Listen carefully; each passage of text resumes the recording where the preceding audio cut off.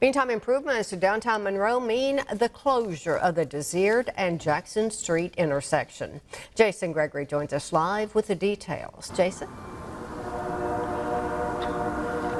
Jennifer, I spoke to City of Monroe engineer Morgan McAllister, and he says these renovations are part of the Desiard Street improvements project. And he says he's looking forward to these projects being finished. Desiard Street Improvements Project is all a part of the plan to improve Monroe's downtown infrastructure.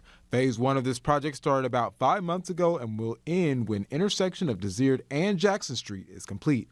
City of Monroe engineer Morgan McAllister shares what he is looking forward to. Improvements that the mayor and the administration are moving forward on, and of course the investment by the Downtown Economic Development District to be forward thinking, not only address issues in regards to infrastructure. You know, we've talked a lot about the surface improvements, but there's a lot of below grade improvements that are taking place with this project. Those below grade improvements includes renovations of the drainage in the area. And while vehicular traffic is on the city's mind during this project, it's also working to improve traffic for people who choose a different mode of transportation. Vehicular travel lanes will be shared lanes.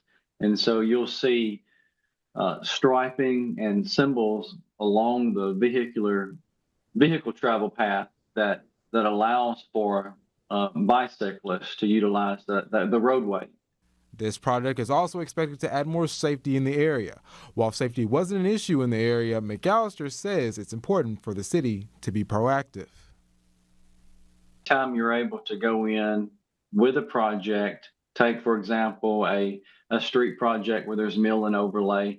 If there's any enhancements that you could provide to be proactive in any project, that's the way that we want to approach things, and that's the mindset for this project.